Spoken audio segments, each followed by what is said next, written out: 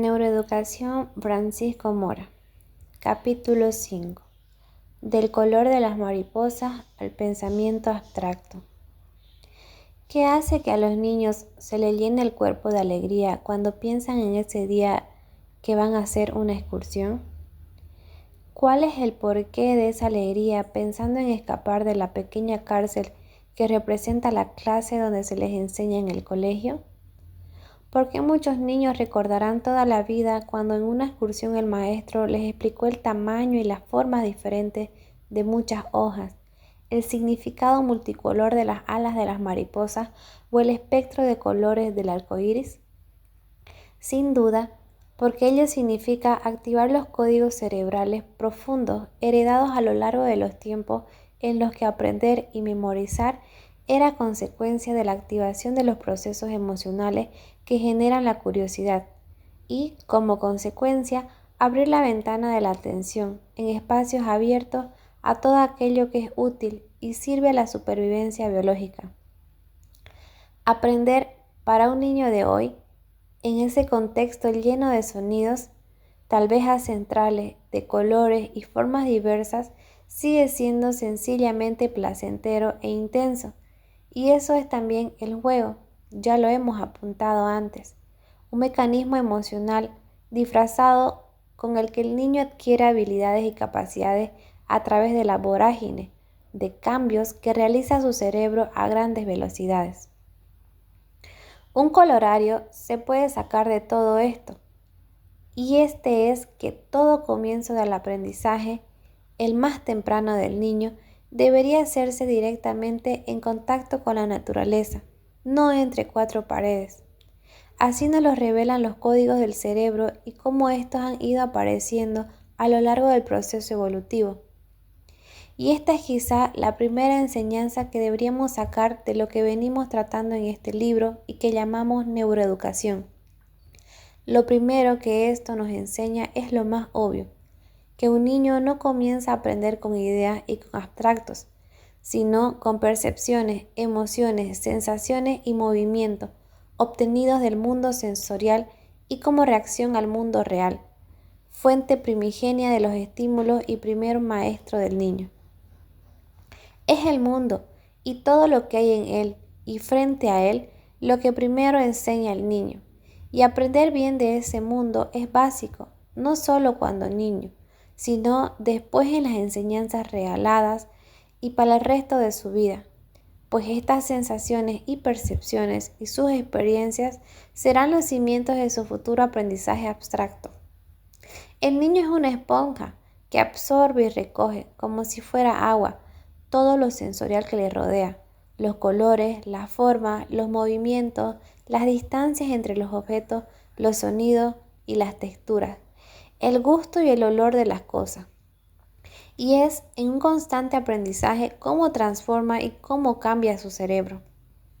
Pero esto se sigue inmediatamente de un proyectar al mundo lo aprendido, en donde lo contrasta y reaprende. El niño, a los pocos meses tras el nacimiento, gatea y explora su entorno. Y en ese gateo y ese explorar, aprende y graba en su cerebro los programas motores con los que más tarde, pasado el tiempo, podrá realizar un acto motor voluntario y coordinado. El aprendizaje es como el mito de Sísifo. Es un proceso de repetición constante con el que construye en recuerdos inconscientes los cimientos que luego le permitirán aprender conscientemente. Ese proceso de mirar, oír y tocar, sobre todo a través del juego, es el primer aprendizaje sólido infantil. Y todo ello conjugado con la inmediatez de esos significados emocionales que proporcionan los padres y principalmente la madre. Y todo cobra sentido de supervivencia, que quiere decir de seguridad en seguir vivo a través de la emoción. Ese fuego que cincela y forja de realidad todo lo que se ve y se toca. Hoy empezamos a vislumbrar lo muy negativo que puede resultar para el cerebro de un niño de 1 o 2 años mantenerlo encerrado en una guardería, cuando es bien sabido que las paredes de una guardería Deberían ser jardines amplios y extensos, llenos de cosas, vivas o no, que se puedan oír, tocar, oler y hasta lamer, y con las que el niño interactúe constantemente. Será con este andamiaje sólido con el que luego el niño construirá el edificio sólido de las ideas y el pensamiento abstracto. Y es que nunca hay que olvidar el proceso de evolución biológica, porque poco se puede entender que en cualquier área del conocimiento sin tenerlo siempre presente. Y hay que tenerlo en cuenta para entender cómo el proceso de aprendizaje sensorial directo se transformó con el aumento y la complejidad del cerebro. Desde pensar con unidades sensoriales concretas, esa flor concreta que tengo delante de mí, a unidades sensoriales abstractas, el concepto de flor que yo tengo en la cabeza y que agrupa todas las flores concretas que pueden existir, y que además ella misma, esa flor abstracta, no existe fuera en el mundo. Y esta transición tuvo posiblemente su inicio hace nada menos que 1,5 millones de años, con aquel primer antecesor Homo, que fue el Homo habilis. El cerebro del H. habilis posiblemente fue la cocina primigenia de la mente humana, esa máquina capaz de nombrar con cosas abstractas y de planificar y decidir objetivos, alcanzar y comunicarlos. Y con ello pasar del lenguaje y el mensaje sensorial y emocional directo con signos y onomatopeyas al mensaje simbólico cifrado. Así se comenzaron a distinguir las cosas del mundo, nombrándolas no con el viejo lenguaje emocional, sino con el nuevo, no ético, es decir, con una idea, un abstracto, siquiera ruido y elemental, y con ella la clasificación de esos abstractos de lo que vemos: flor, hoja, árbol, base elemental del conocimiento tal como hoy lo conocemos. ¿Acaso conocer no arranca claramente de distinguir y clasificar?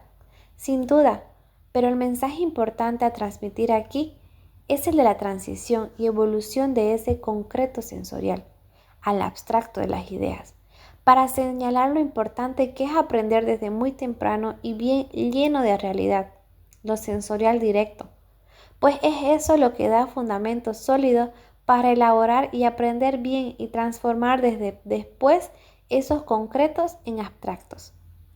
Este proceso de transición que hemos comentado para la evolución se recopila primero en el desarrollo ontogénico del cerebro humano y luego se sigue en los primeros años del niño, ya en contacto directo con el mundo. De todo ello, ya se empiezan a sacar algunos principios básicos para la neuroeducación que deberían llevarnos a cambiar muchas cosas en el inicio del proceso de aprendizaje humano.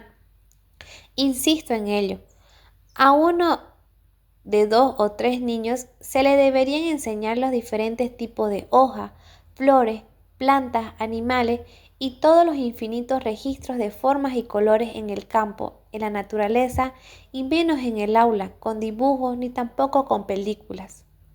El niño necesita en la formación inicial saber y aprender qué es una flor, cogiéndola con las manos, mirándola directamente, oliéndola, apreciando y distinguiendo el tacto de los pétalos, y distinguiendo, mirando el cielo, un azul de otro. Y todo ello, como acabo de apuntar, con la protección y el sentimiento emocional, con la sonrisa del padre o del maestro. Solo así no lo olvidará jamás y anclará, además, sus futuros conocimientos abstractos de una forma sólida, sobre cimientos perceptuales emocionales reales, directos. Solo así construirá luego las ideas de forma más consistente y procederá con ellas a las reflexiones y a las construcciones racionales y las hipótesis de una forma más consolidada.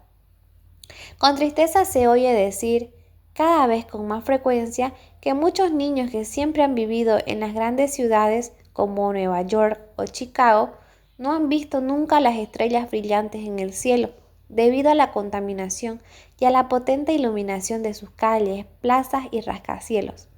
Y aunque parezca extraño, También hay niños que no han visto nunca una vaca real pastando en los prados. Y es que hoy, tras algunos miles de años de civilización, el niño se enfrenta cada vez más temprano con el aprendizaje de ideas y conceptos alejados de aquellos estímulos sensoriales activadores de los códigos más genuinos del cerebro y que venimos comentando. Y lo hace además encorsetado en clases pequeñas y con el rigor y la seriedad de maestros que se alejan de aquel juego primitivo que generaba aprender y memorizar de lo sensorial directo, base de la curiosidad, la atención y el despertar, como acabo de señalar. Para el ser humano, aprender es hoy un proceso que desde muy temprano, quizá demasiado, se ha llevado a unos niveles de abstracción y de tan alto calado intelectual y social que de alguna manera rompen con aquellas raíces inviolables, genéticas y evolutivas, con aquel origen que significó aprender y memorizar, viendo el vuelo colorido y errático de las mariposas.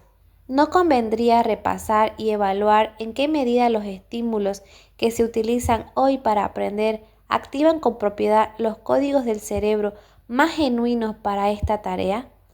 Es posible que la neuroeducación, a la luz del proceso evolutivo, nos pueda ayudar a ello y sacar ventajas para llegar a aprender y memorizar mejor.